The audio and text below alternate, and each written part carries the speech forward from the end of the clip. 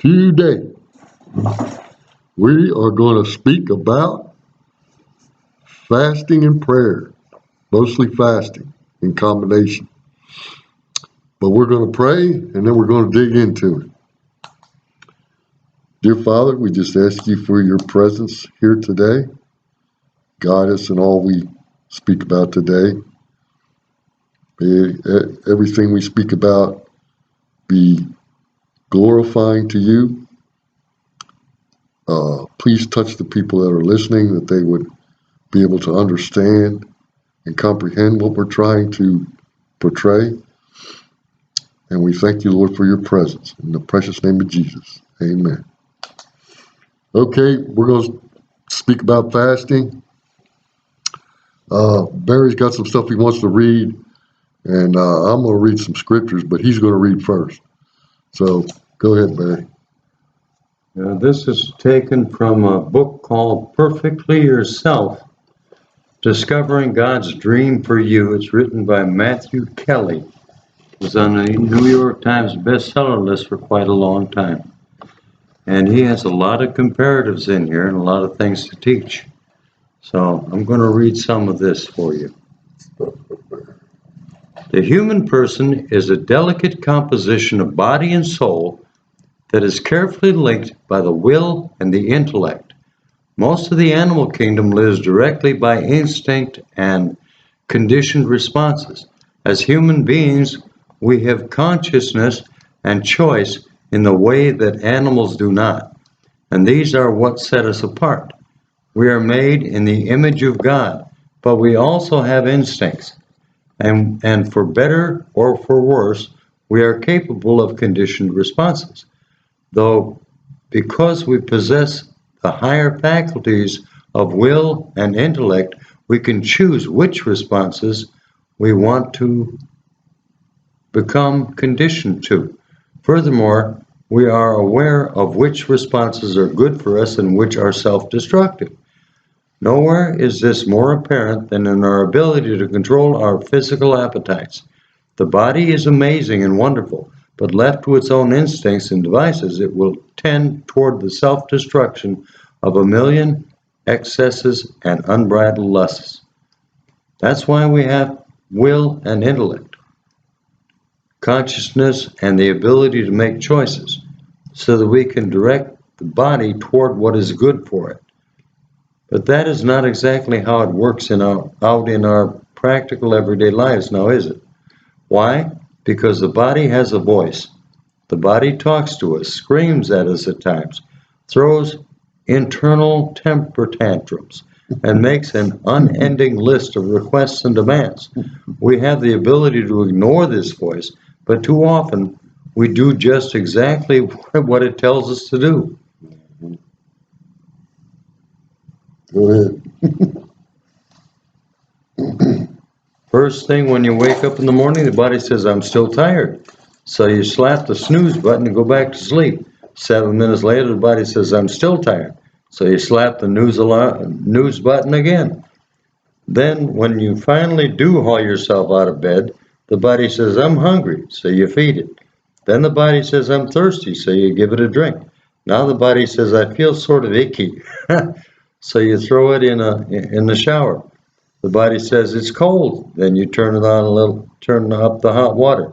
Then it's too hot, so then you turn it back down. Then let's stay in here for 5 more minutes. When you get out of the shower, the body says, I'm wet, so you dry it. Then it says, I'm cold and naked, so you clothe it. All too often, we do what the body tells us to do. The body says if we are going to get through this day, I'm going to need a nice big cup of black poison. So you go downstairs and you get your coffee brewer, and you brew it and make it nice and hot and strong. The body takes a sip and says, now we're ready for life. That's what you wanted me to do. Yeah, I get a black cup of coffee in the morning, yeah. I follow that. It's just a book. It's just a book. Talking about fasting, that's all.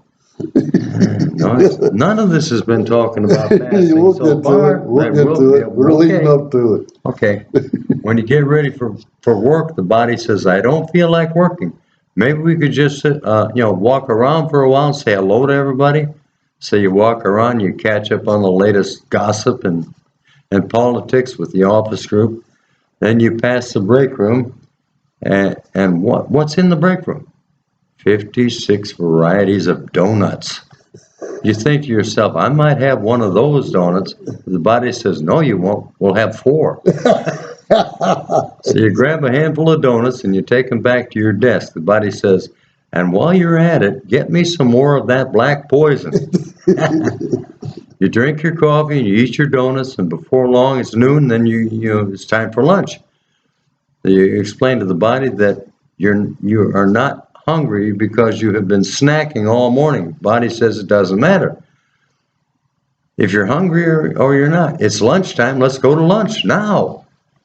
You go to lunch by yourself or with some friends, and you eat more food than you should have eaten. And even if you haven't eaten in a month, you still more food than you should have eaten. When you get back to work, the body says, food coma, food coma. You sit down at the desk, shuffling papers, and your day's off for a bit, maybe a couple of minutes. Body says, well, if we're going to do anything this afternoon, you better make it light and easy. Maybe we could just sit here at this desk and fiddle around for a while on the internet and pretend that we're working. Then all of a sudden the body has an idea. Hey, get me some snacks and some more of that black poison. You're in a food coma. What do you need snacks for? You ask your body, what do I need snacks for? The body says, well, if I can't fall asleep while I'm eating, can I? You get some snacks, you get some more coffee. The body keeps making demands, and more coffee and more food and more. Before long, work's over. It's time to go home. So you get done with that. You get your coat, you head out, head for home, and when you get home, hey honey, what's for dinner? Your body always wants food. It's always asking, always craving, always demanding. Oh, and I gotta have another cup of that black poison. It just kind of gets to you. So what's fasting all about? Fasting is all about trying to control your body from doing those things. It's to control your eating, control your drinking, stop it for a while, so that your body will start listening to you instead of you always listening to your body. Listen to the spirit instead of the flesh. And fasting and praying helps you to get closer to God. It brings more of Jesus into your life. It helps you. It gives you a commitment and a conviction that you don't get if you're not fasting. Fasting is a wonderful way to start anything. You should try and fast several times a week. The disciples did, at least twice a week. And there's a reason for that. There are many things in this world that you cannot overcome if you don't pray and fast. No, you keep going. I'm just going to get my face right here. Oh, okay. Yeah, June. Remember we spoke about About what? What we feed is going to win out. Yeah, we did. If we feed the spirit, it's going to win out. The spirit's going to win out. If we feed the body, the world's going to win out. You can't do both. How about this guy after he done drank all that coffee and ate all that food and snacks? Suppose he tried to go home and study the scriptures. I don't know. I'm not awake. I haven't had my coffee yet. He had some tea. I had a little tea. I gotta commend him. He hasn't had any coffee today. He's only had some tea. And we need to support and pray and fast for this man right here. Can't you tell? I mean, I don't know where I'm at or what I'm doing. I can't read. Just all these things. Yeah, I remember that book. It's a good book. Mm-hmm. Now, the body is the dictator of the 21st century over your body. It doesn't have to be to you every day, but it doesn't have to be that way. So Lou's going to read a few scriptures from the Didache and See I what's thought I going had on this there. marked. No, it's marked in my other book. Yeah, I think it was 8 something. you figure it out. The fasting is always a good way. It helps you to get closer to the Well, Lord. there's more in here anyway. And, well, Temperament and appetite, controlling your impulses. Go ahead and read that okay. while I'm looking this up. From temperament and appetite, we now move to the third aspect of discipline, which is controlling our impulses. Impulses can relate to many aspects of our daily experience. But for the sake of variety, let us focus on our discussion here on personal finances. I have a friend who, for the sake of anonymity, I'll call Julia. She's 28, single, and talented. She has a good job and works hard, enjoys her work for the most part, makes a reasonable living, and though she doesn't earn a fortune, there are certainly plenty of families getting by on what she's making. Some of her friends make more money than she does, and some make less. Well, that's kind of the way life is, isn't it? Julia's problem is that she loves to shop, and every week she gets a new credit card offer in the mail.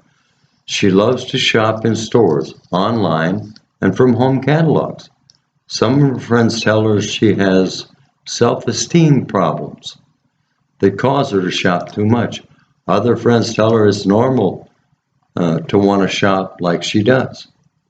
Once a year, she sits down with her financial advisor, and every year they have the same conversation with this point. You have to start saving, even if it's just a little bit each month. It adds up over the years.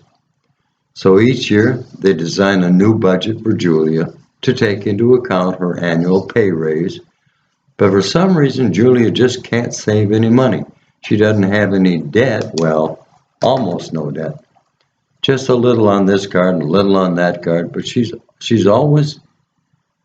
also doesn't save anything.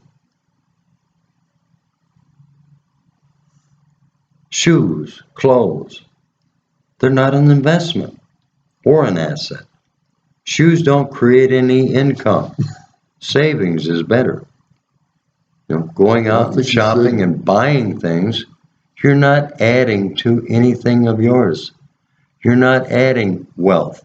You're not adding the ability to save because you're spending all your money on useless things.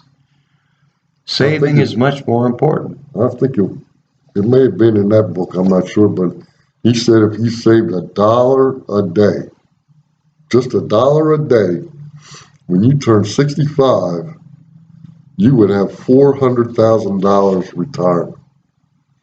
I think it's in there, but it may have been another book. I've been reading so much. But anyway, okay, this girl, she can't save. She's making good money. She has a good job, but she can't control her impulses. Her impulses to buy things. Fasting, it diminishes the fleshly impulses and strengthens the spiritual impulses. Mm-hmm. So these things that have you're not free when you're under impulse. You're not free. You're being controlled. You think you're free, but you're not. You are a slave to your flesh. You're subject to the things that you're doing. Mm-hmm. You're subjugated to those things. She can't control it. It controls her. It controls her. If you got something you can't stop for a couple weeks, that tells you something. Yeah, just like the coffee. Tells us something. No, a lot of times there are a lot of different wrong reasons for fasting. You don't fast for the purpose of showing off. You don't fast as an act of merit. You don't fast so that other people can say, "Oh, look how he fasts all the time." You know, that's something that we ought to do all the time. We ought to try and be like them. You don't do it to show off. You don't do it to impress others. You don't do it to impress God. You do it to control your body. Once you have fasting down, you can control your body and the emotions that your body triggers. You can control that. And it gives you a better control over what you're doing, what your physical body is doing. But it also allows your mental acuities to grow. It allows you to be able to focus more in depth on the things that you need to focus on. It gives you spiritual understanding and strengthens your spiritual walk with the Lord. Fasting is a very good thing. Lou's going to read some scriptures on it. I know that they're accurate. I wanted to get a little more into this impulsive. Well, she says, I just see things I like and I have to have them. You don't have to have them, but that flesh wants to have them, and you can't say no to it. That's the problem. That flesh is strong, and the more you support it, the stronger it's going to be. If you just keep giving into it more and more, it's going to get stronger, and then it's going to win out, and that spiritual nature is just going to get diminished. I think it was in this book. I'm not sure which one, but it might have been that one. But anyway, this fasting and praying, people say they don't have the time. Well, what they're saying is they don't want to take the time. Well, that's true. Yeah. Because see, if you want to eat and you find time to eat, your body won't let you ignore it for very long. But if something that's important to you, you're going to make time to do it. And so fasting, prayer, especially in combination with one another, has great results. And there's different reasons for fasting, different situations. We're going to get into that today. But as a way, right now we're talking about as a way of life. In other words, you set aside certain times for fasting each week or whatever, and it strengthens your spiritual person. But there's also instances when you need a miracle or you need a move from the hand of God in a real desperate situation. Or you need strength to cast a demon out of somebody, or you need strength to pray for them. Well, that comes from your regular fasting. Remember when we were talking about Jesus? See, where is that? Matthew 16. Talking about there? Maybe so. It was the disciples were going to cast a demon out of this man's son. 16. And Jesus said, this only comes out by prayer and fasting.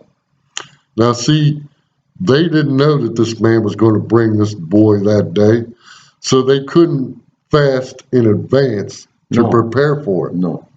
So what Jesus is really intimating is this, that if it was a way of life with them where they were fasting and praying every day, that they would have been prepared to cast the demon out.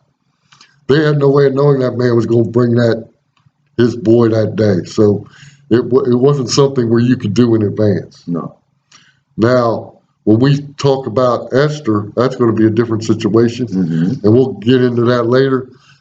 The Jews were going to get annihilated, and she was in a position where she could help them, and she got her and her maids and all the Jews to fast for 3 days and 3 nights, and it brought about a miracle. But they knew in advance what was going on, and they prepared for it with a special time of fasting.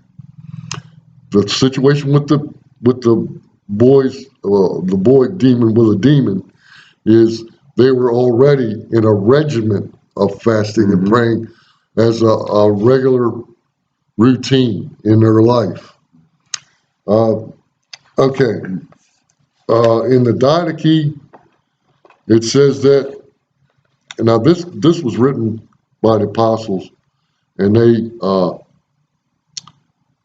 had this apparently before they had the actual New Testaments. And it says, you fast on the other hand during the fourth. Oh, he says, let your fast not stand with the hypocrites, for they fast on the second and on the fifth day of the week. You fast, on the other hand, on the fourth and during the Sabbath preparation day. So the fourth day would be Wednesday, and the preparation day would be Friday. So it looks like to me maybe the Pharisees were fasting on these other. They wanted to have days different than the Pharisees, because the Pharisees were fasting just to impress people, Right. and they wanted theirs to be a different day.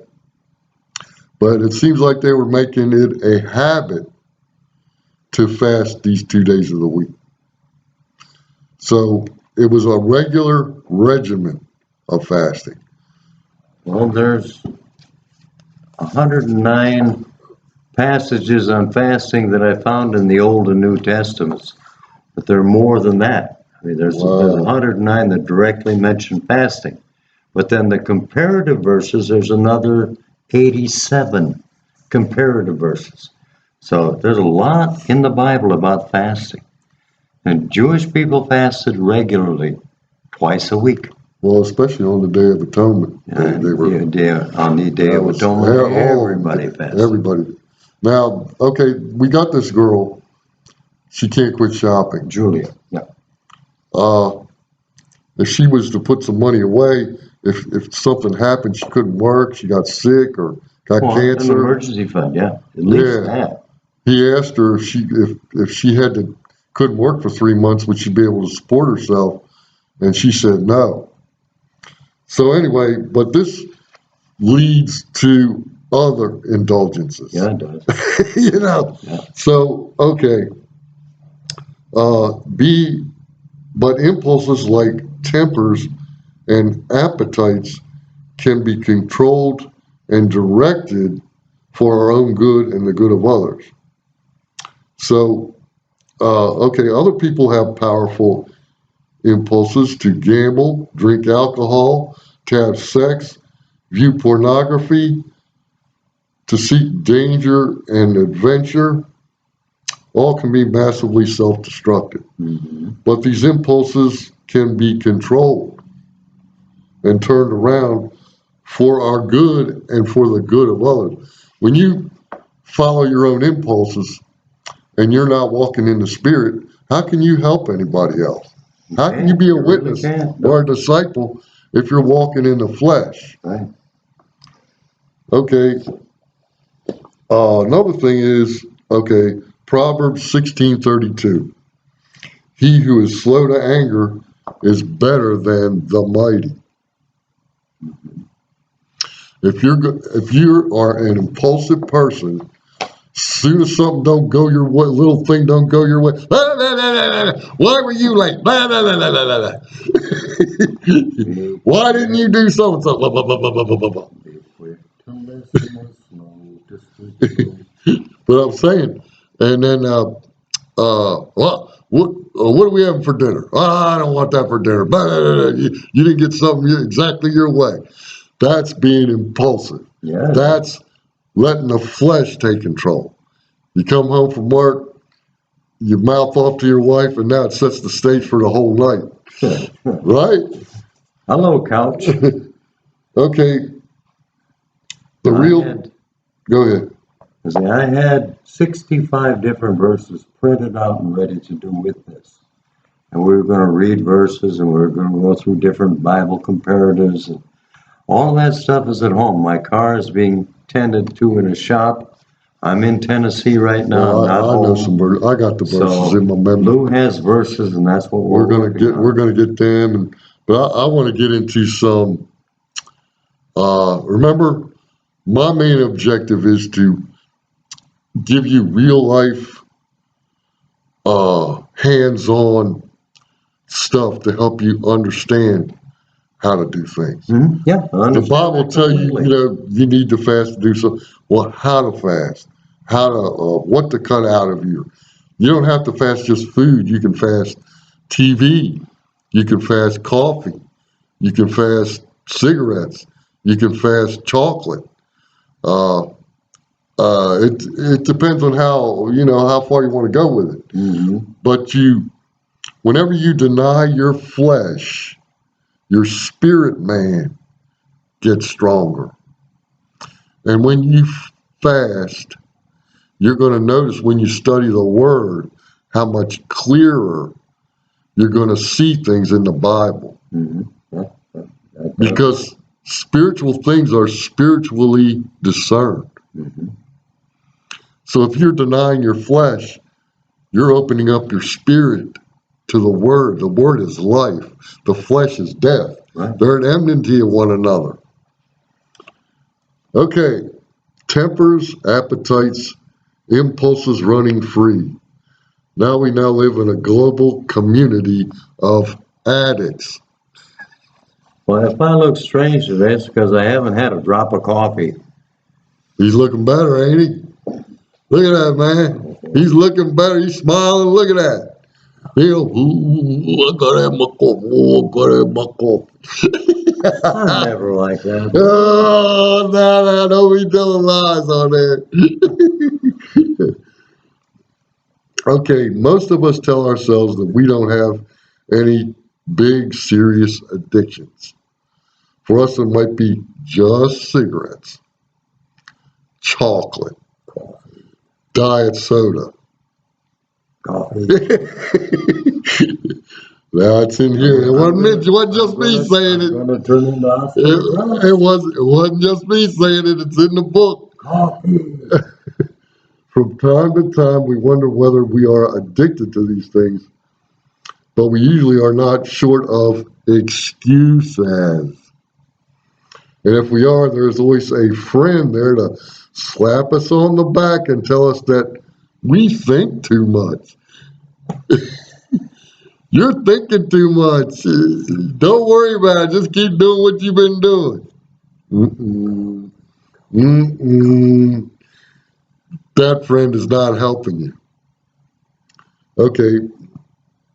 The great Spanish mystic and monk John of the Cross wrote, "A bird, whether it's tied down by a thread or a chain, still can't fly." Okay. So if you're bound by something small or something big, you're still stuck. Yeah, absolutely.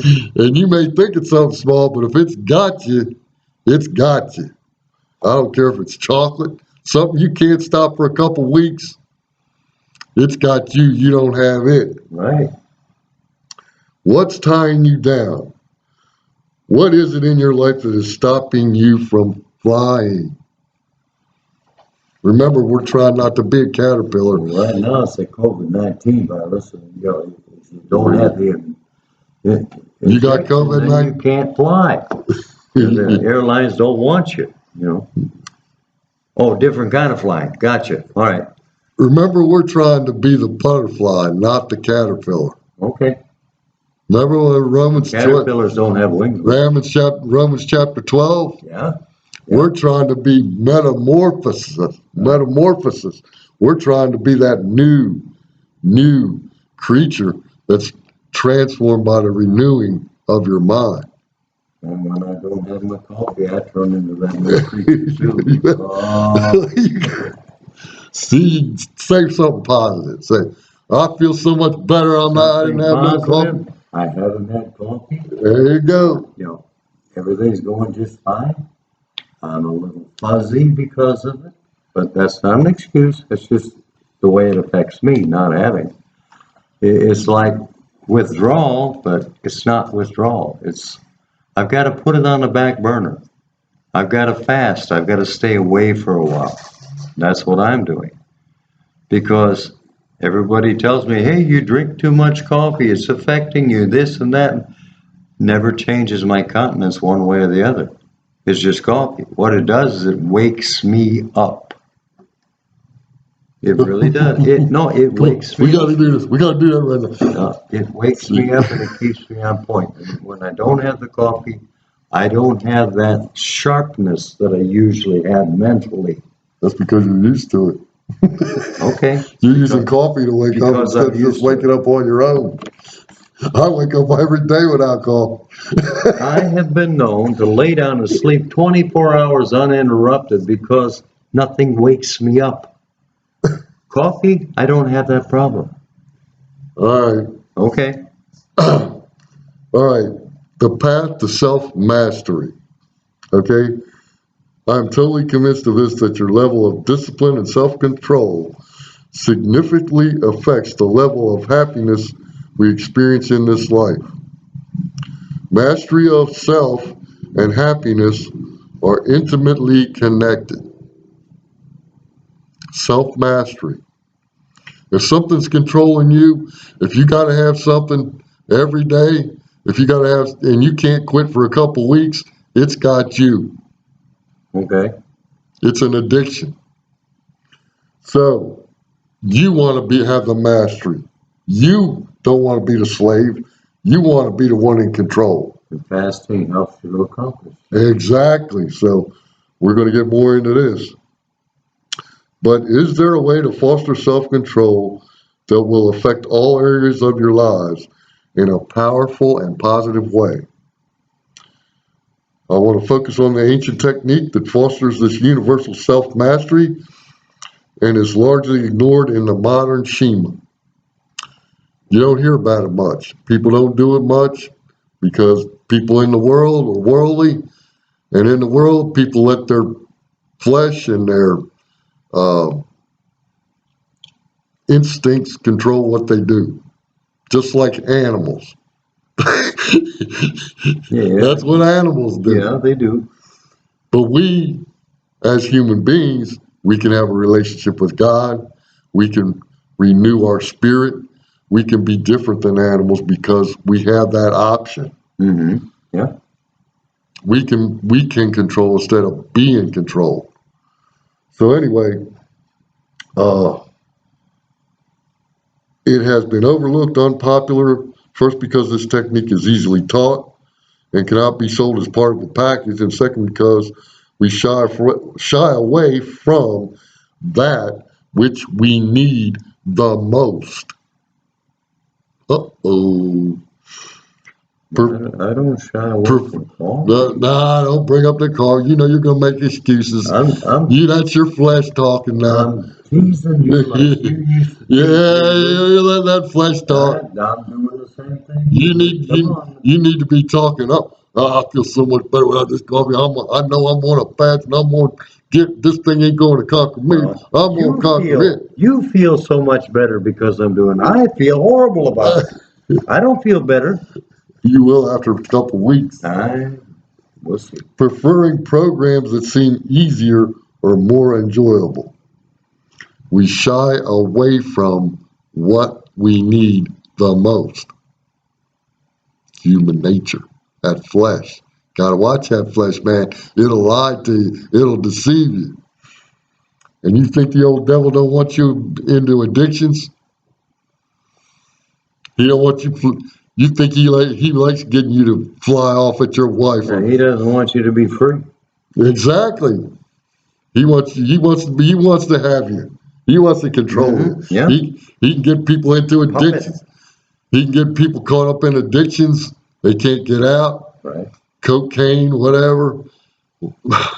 Whatever he can do. That's one of his main specialties, get people addicted to something. Mm-hmm. Okay, so fasting diminishes the flesh and makes the spirit man stronger. Gives you control. The control that the flesh exerts over the person. Exactly. Much of our struggle with discipline and self-control is rooted in our appetites and impulses. We just do things. I mean, I'm so used to going in that cupboard and getting them chips, that cola or that soft drink. I just love to have me a soft drink right now. Wow, that fizzle makes me feel so good. that cream-filled donut, woo! I better shut up. It's a lot of different things from a lot of different people. It depends on what it is, you know. Everybody has that weakness in their flesh, something, whatever it is. We can reverse this. All of this stems from our obsession with the body, our placement of pleasure at the center of our value system. In other words, pleasure comes before everything else. What we enjoy comes before everything else. It shouldn't, but people make So that. you're putting God on the back burner. What God wants on the back burner. And God doesn't force you to do anything No. because that's the way he is. He gives you a will and you can do what you want, but you suffer for making the wrong choices. Okay, we have a tendency to overlook the importance of character. If you fly off the handle real easy, that's not character. You see what I mean? It's going to affect your relationships. It's going to affect the way people look at you, and they're going to say, wow, he says he's a Christian. Yeah. You know, I was working with the youth back in like 98, and the youth director, I was working under him, and one of the boys came up to me and told me about him losing his temper one time, and it was something that he never forgot. He looked at him in a different way after he seen this guy lose his temper. It gives you a totally different comparative, totally different example. If you can't control your spirit, what it's saying here, any type of discomfort that you can just calmly endure without mouthing off and acting crazy shows that you have control. You don't always have to have your way, man. No. you know what I mean? It really doesn't. Sometimes situations are going to come up where you gotta wait for the bus, or you gotta wait for somebody who's late, or they ran out of gas, or Value of patience, you know. hey, Yeah. okay. The importance of character in our quest for happiness. See, if you, as we said before, you can try and search for happiness and it'll elude you. But if you search for character, then happiness finds you. Absolutely. You improve your character, happiness finds you. So you got to be focused on the right thing. If you're looking for happiness, that's you're messing up. You're putting the cart before the horse. So establish your character, strengthen your moral values, show people your concern for others, how much you care for others. I mean, that only works for your benefit. It really does. Christians also believe that through fasting, they begin to reverse the way their self-destructive behaviors of the past weaken their ability to choose what is good, true, and right. Absolutely. We have the ability to deceive ourselves. And fasting is going to wake you up. Why did I think? What made me think like that this is going to make me happy? Well, you got to think it through. Yeah, well, if you're in a fog, you're in a fog. If your flesh is in control, Then you're not thinking anything through. You're just reacting. Impulsive. The flesh has got the control. So, okay. Yeah, a lot of detox programs include fasting. People are trying to get over alcohol. Fasting has been employed to liberate men and women from sin and oppression and from appetites, impulses, and wayward temperaments.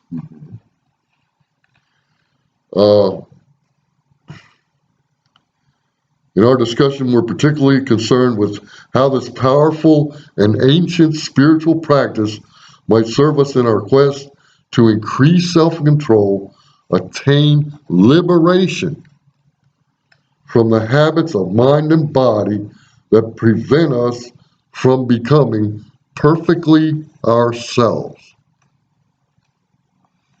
What we really need to be. Jesus fasted for 40 days. That's in Matthew chapter 4. In the wilderness. He's tempted by the devil and exemplified self-control. Absolutely. Devil tried to tempt him 3 times, and Christ knew exactly the scriptures to quote. Because he was fasting, he was prepared. Absolutely. He personally demonstrated the path of self-mastery and liberation.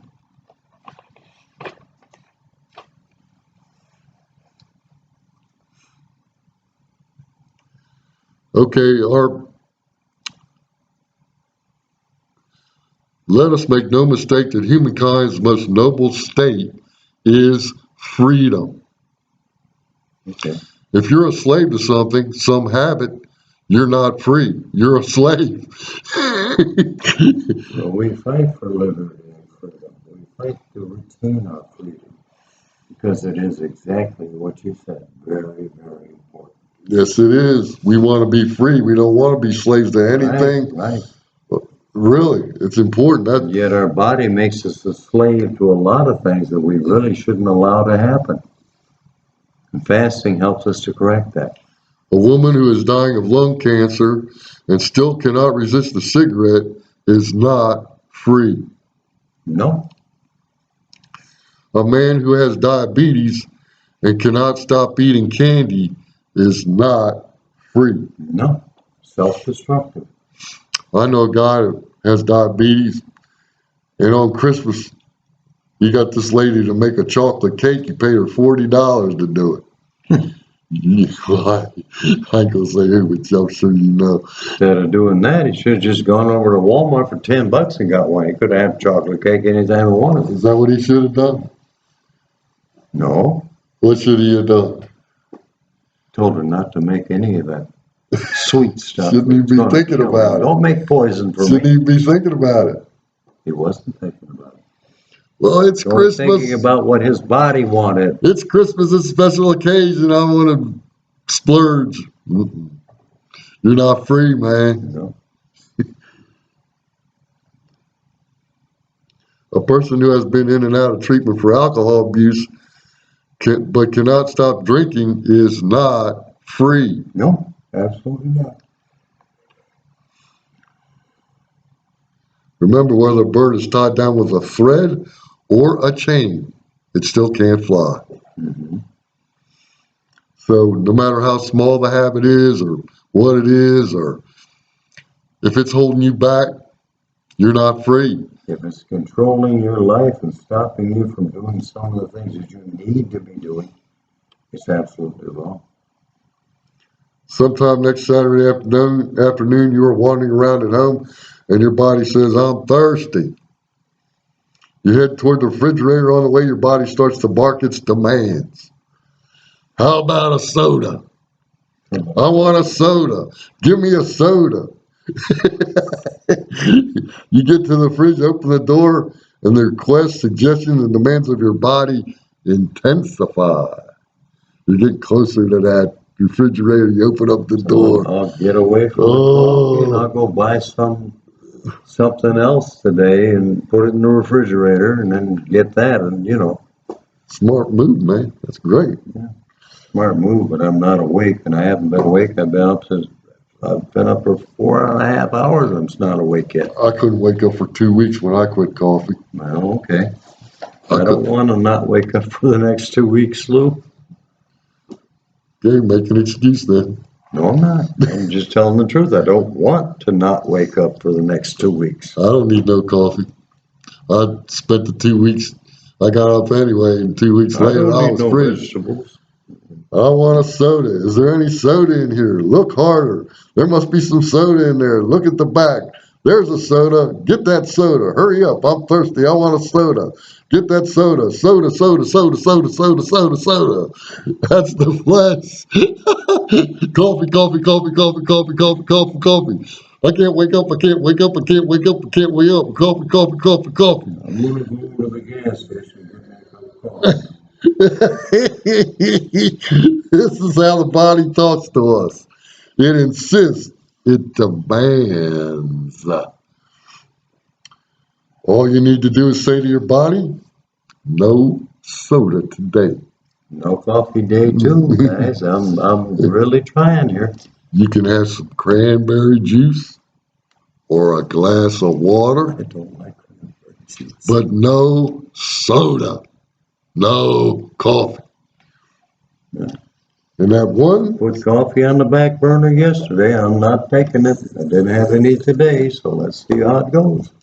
in that one simple action of mind and spirit, you assert dominance over your body. Dominance. And a body that's asleep, you can dominate it all you want. It ain't gonna do nothing. Go on now. You're supposed to be encouraging people on this video. You ain't supposed to be bringing them down. I'm struggling with giving up coffee. You know, I have no energy. You're supposed to be encouraging people. Keep going, folks. Keep going. You're free as a It bird. might take a while, You got a chain, or you got but you will change. It might take a while. You know, no coffee in me for the last 2 days, and I feel the effects. I haven't changed yet, and I'm Yes, not he going has. back. I'm He's a trying lot very better, hard. let me tell you. Well, he says, "Oh, I don't feel it," but okay. By having cranberry juice or water when your body really craves soda. I flat out don't like cranberry juice. I never have, and I don't drink it. Well, any substitute. You set yourself free in a small way from the slavery of your body. Okay. It's not going to kill you, and nobody else knows that it has happened. But you have made a choice for a better version of yourself. Mm-hmm. And you will feel the liberation. Okay. I'm free, I'm free. Thank the Lord, I'm free. Okay. Go sing it with me? Come on. No. Come on. No.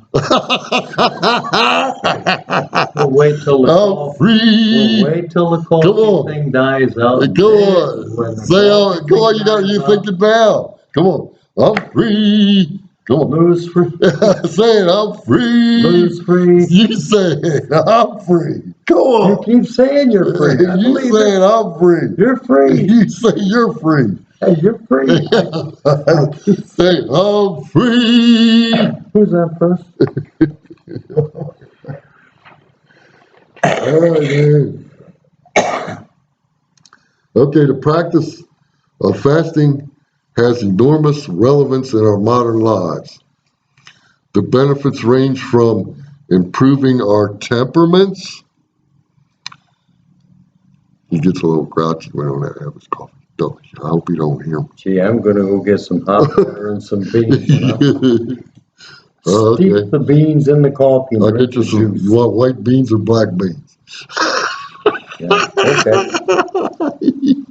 All right. Creating dynamic and lasting relationships. If your temperament's different, what's it going to do for your relationships? I had a good relationship with my coffee man. But not with anybody else. Oh! Okay. All right. The latter topic always seems to set off a natural curiosity in my audiences. How could fasting help create lasting and dynamic relationships? Two people with long fuses are always going to have a better relationship than two people with short fuses. Two Okay. people with controlled and directed temperaments are always going to have better relationship than two people with unbridled temperaments. Yeah. Two people who have control over their appetites are always going to have a better relationship than people who cannot control their appetites. And it's visible too. And two people who are able to master their impulses are always going to have a better relationship than two people who are slaves to their impulses. But the most compelling point for a life of discipline, character, virtue, integrity, and self-control is this. To the extent that you have these things, you will be able to love and be loved. We all want to be loved. Make yourself lovable.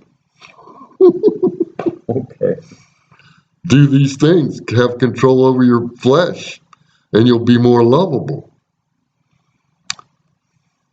You want to be loved? Want somebody to love you? Maybe you ain't being too lovable. I mean, that's how, you know. I'm going to have my coffee. I got short fuse until I get my coffee. If I get grumpy, it's because I'm not having coffee. You'll get over it. Okay.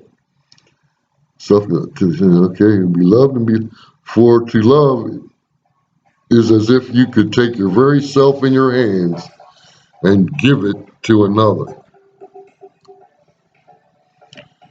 But to give yourself in this way, you must first possess yourself.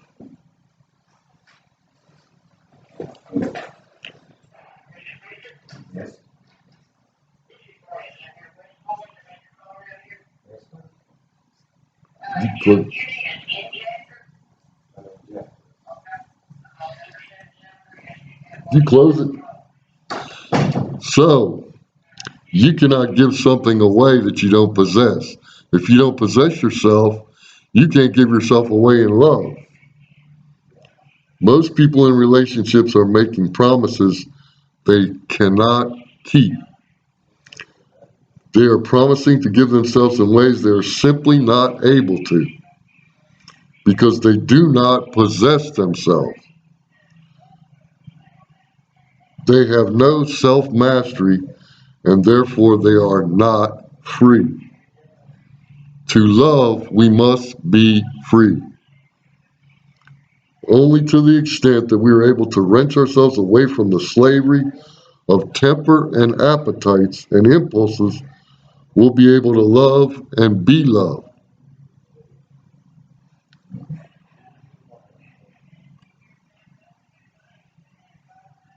That is why there's so much poverty of love and dynamic relationships in our culture. Because to those addicted to instant gratification, a lasting relationship is an impossible dream.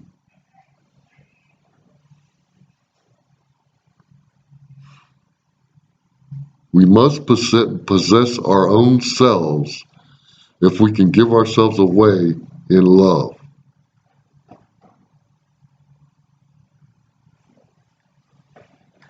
You like it?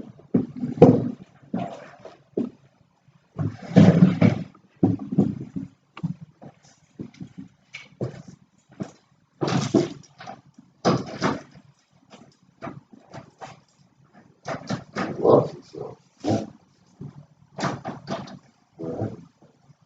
And let's work on the video. Can't just let it sit there. Let's go back home. All right. Let's see. Okay. Okay, we got that part done. I want to get kind of into now fasting for like desperate situations. Okay. And there's Yeah. several of them in the scriptures. One that's really pretty impressive is in the book of Esther. Mm-hmm. Uh, Esther, Ezra, Nehemiah. A lot of examples in the Old Testament. Uh, You're going to go to Esther 4 and see. well, need to do some of the background. Okay, Esther was a captive that was sent, a Jewish captive. Her and her, was he a cousin? But anyway, they Mordecai, they were sent to Babylon from Jerusalem during the when they were captured because the Jews were sinned, and God allowed Babylon to Nebuchadnezzar to conquer, and When the Jews went into exile. and they took them to Babylon, Mm-hmm. and so there were many Jewish people in Babylon. And anyway, well, actually, this is Babylon is in Iraq. So well, this was Shushan, a different part of. But anyway, King Ahasuerus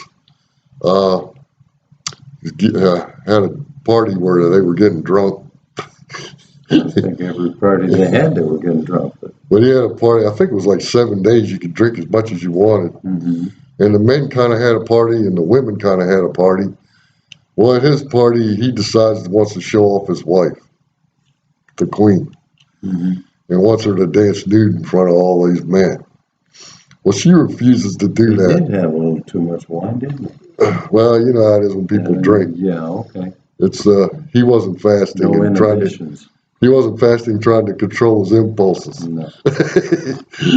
Drinking will make you lose your Any inhibitions you might have had. any self-control you might have had. Mm-hmm. But anyway, so she says no, and he gets PO'd, and he decides, he talks to these guys and his counselors in the kingdom. Well, it's going to make everybody else look bad. Their wives aren't going to listen to them. So we got to pick a new queen. So anyway, they get all these virgins together, and these guys,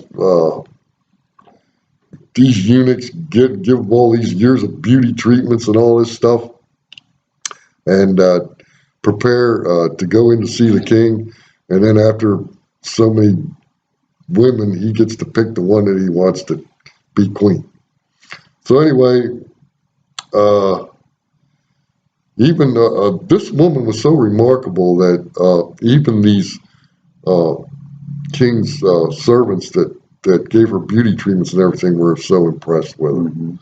She must have had a deportment or a natural beauty about her, the way she carried herself, that was very impressive. But she had a uncle, I think he was an uncle. But anyway, he raised her. Well, he was out, he used to stay by the gate, and King Ahasuerus had this guy, was under him, named Haman. He was pretty high up in the order there.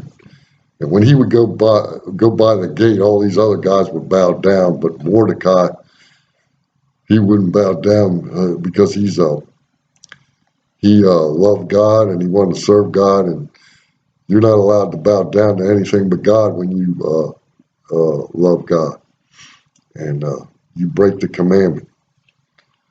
So he didn't bow down, and this ticked Haman off. But people with a lot of pride and all like that, they can't handle stuff like that. So anyway, he talks the king into making this edict that that they can kill these Jews. And Mordecai finds out about it, and he makes a special appointment to see Esther, and tells her, you need to talk to the king about this, or else all the Jews here in Shushan are going to be exterminated. And he says, maybe you were picked for such a time as this. So, well, anyway, he picked Esther out of all these girls to start with. He said he loved her more than all the other women. and picked her to be the queen. So she finds out about this. There's going to be an extermination, and Haman's the one that plotted it. He set up a gallows for Mordecai to be hung on. And now the Queen Esther, there was an edict that nobody could see the king without making a previous appointment. And she has to go see the king. If he decides that he didn't want to see it, Okay. so she's risking her life. But she asked her maids and all the Jewish people to fast and pray for 3 days and 3 nights before she goes in to see the king.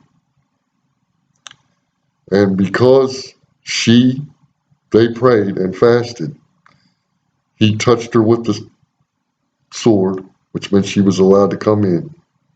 She made her request to the king. He granted her request. Instead of doing it in just one banquet, she made it 2. They came in before the queen, or before the king. Haman was there, and she says, I only have one request, that you would, my people would not be exterminated. And there's a certain person that has decided to do this. And the king says, well, who would have the audacity to want to kill all your people? And she said, this wicked Haman that's standing right there. And the king got so pissed off, he left the room for a while, and he came back in. And then the servant said, here's this guy, and there's a gallows outside, and they took him, and he's gone. And now the Jews have permission from the king to defend themselves, and they were able to defend themselves and save the Jewish race. Mm-hmm. So the program was stopped because they fasted and prayed for 3 days and 3 nights. A miracle happened. This can happen in your life if you come across a very intense, terrible thing in your family, or your friends. I know a lady, and I was discipled by her and her husband, and he used to smoke. She fasted and prayed for 2 days, and he was able to give up cigarettes.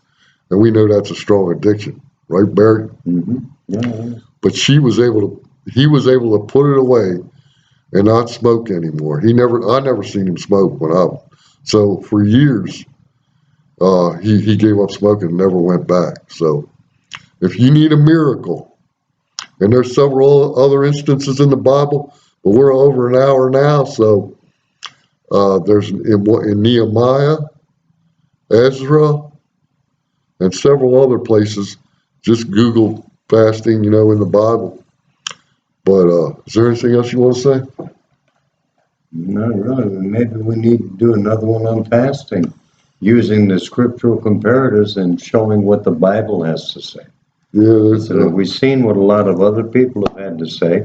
Mm-hmm. Maybe the next one we need to talk about what the Bible says. Yeah, we could do another video on fasting and follow up. Let's just do that because we're way over on the time. Well, we've been doing about an hour, but I don't want to make it longer than that. The next video will bring you the comparative side from the Bible and show you the examples. Okay, folks? Have a wonderful day and stay blessed, and we'll talk with you later. Yes, Pray Lord be for with me you. that I don't keep going back to coffee. Pray and fast Try for to him. hold on to that. Coffee and cigarettes. Fast for him and pray, and I gave up cigarettes 15 he needs a 20 years miracle. ago. Went back to it. No, I never went back to a single cigarette in my life. He smoked cigars. It's I still smoked still cigars. There's a nicotine. difference. Now, there is a difference. It still has a nicotine addiction. It still So has a nicotine so- part. Yes, I understand. so pray and fast for my man here. He can get Folks, over. have a great day and stay blessed. We'll talk to you again soon. Bye. Amen. God bless you.